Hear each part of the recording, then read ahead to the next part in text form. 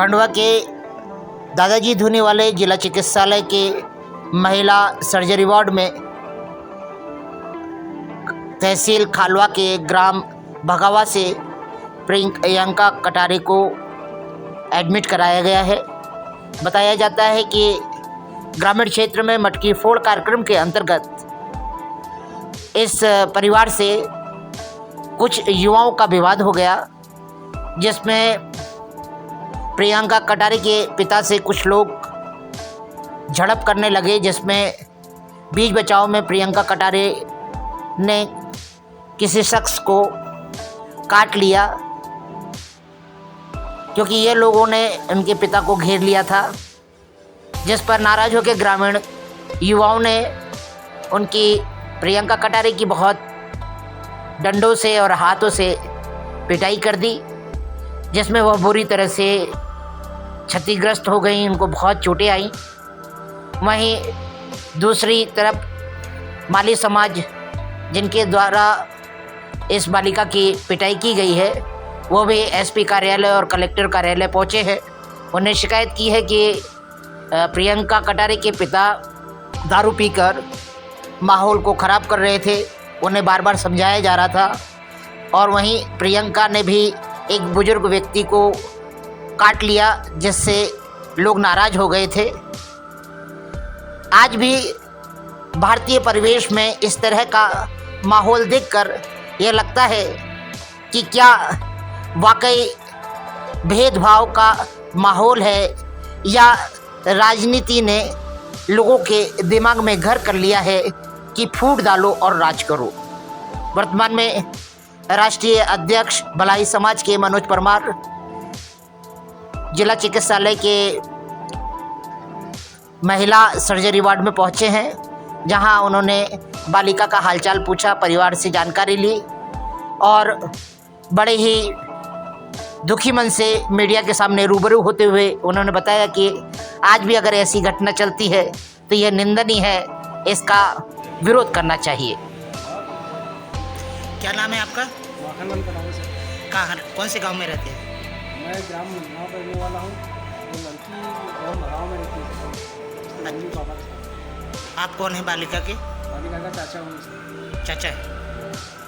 आप कुछ बोलना चाहेंगे ये जो घटना घटी है? हाँ जी सर, बोलना चाहिए। बोलिए।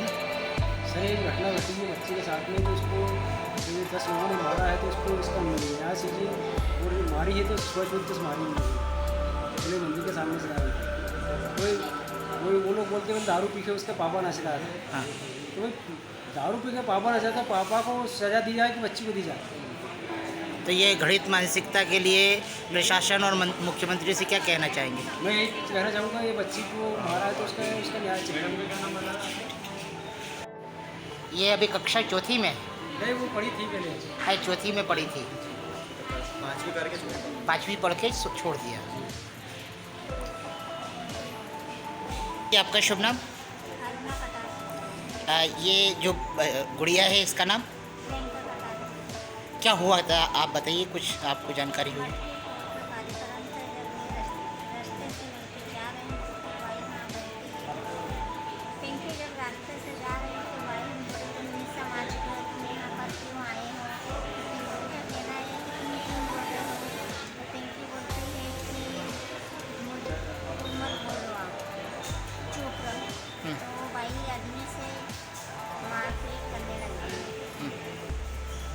ये गुड़िया से मारपीट करने लग गए। ठीक है, आपको घटना कब पता चली?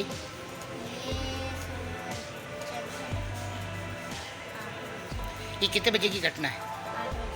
रात के। कौन से गांव की? भगावा। आदरणीय, आज जिला चिकित्सालय आना हुआ आपका?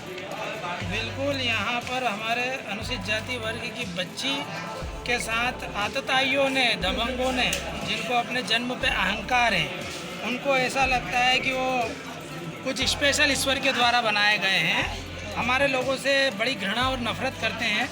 भगवान के मंदिर के सामने से गुजर जाना केवल इतना भर गुनाह था बिटिया का, इसके कारण उसको इतना मारा कि उसकी पसलियाँ टूट गई और वह वर्तमान तक अभी हॉस्पिटल में भर्ती, अभी सांस लेने में भी तकलीफ़ हो रही है। और तो और प्रशासन की निर्लज्जता देखिए आप कि उस समय जो परशुराम डाबर थाना प्रभारी थे, उन्होंने हमारी बिटिया की रिपोर्ट न लिखते हुए दबाव राजीनामे के लिए बनाया।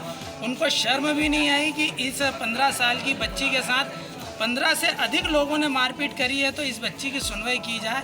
उन्होंने वहाँ पर दबंगों की बात रखी और राजीनामे के लिए टार्चर किया, दबाव बनाया, और जब यह नहीं मानी और वापस भगा दिया गया इस बच्ची को, और घर पर जाकर जब तड़पने लगी, बिलखने लगी, तो वापस यहाँ पर अस्पताल लेकर आए और फिर उन्होंने एफआईआर दर्ज करी।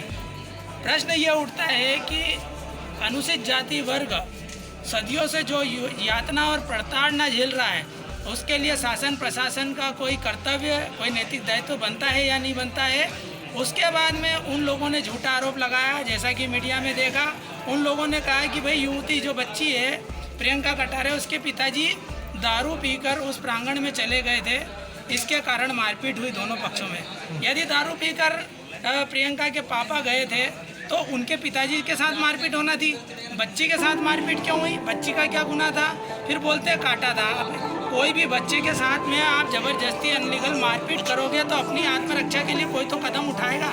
उन्होंने वह कदम उठाया और उस बात को वो स्वीकार कर रही है। इतनी हिम्मत हमारी बेटी में है कि वो बोल रही है कि मैंने काटा क्योंकि मुझे बच के निकलना था, भागना था।